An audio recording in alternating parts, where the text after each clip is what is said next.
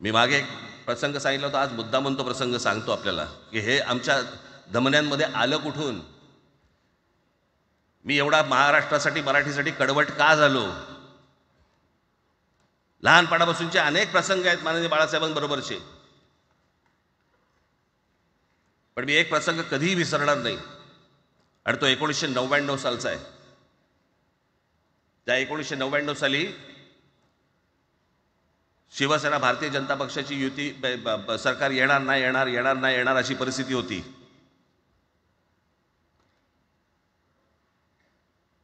पवार साहेब त्यावेळेला त्यांनी राष्ट्रवादी काँग्रेस पक्ष स्थापन केला होता.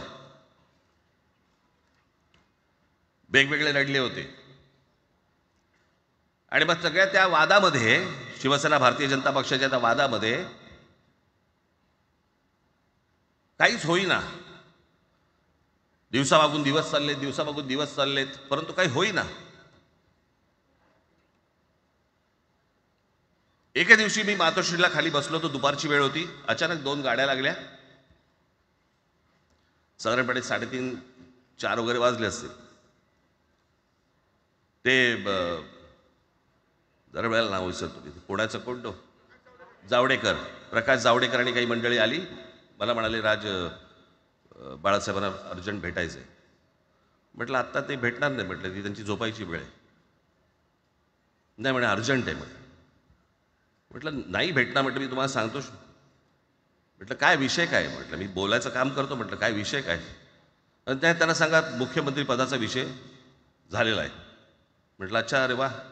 म्हटलं काय झालं. सुरेशदादा जैन यांना दोन्ही बाजूने आम्ही ठरवलंय की त्यांना मुख्यमंत्री करायचं, एवढं फक्त बाळासाहेबांना सांगायचं. ठीक आहे. मी वर गेलो.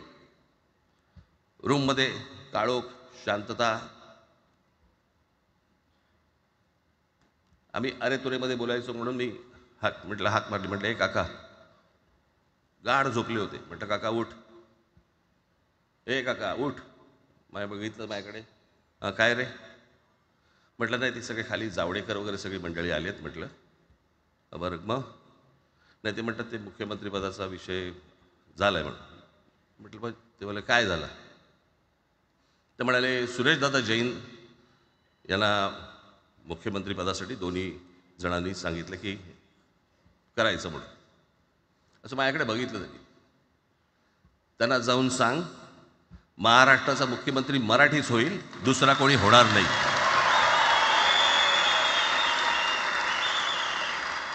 मराठी या एका विषयासाठी मला तिकडे कळलं की या माणसाने सत्तेवर लाथ मारली.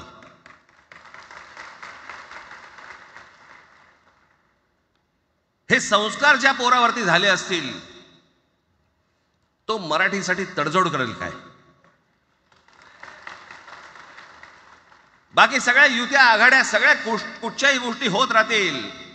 महाराष्ट्र, मराठी माणूस, मराठी भाषा याच्यावर तडजोड होणार नाही, कोणत्याही परिस्थितीत होणार नाही.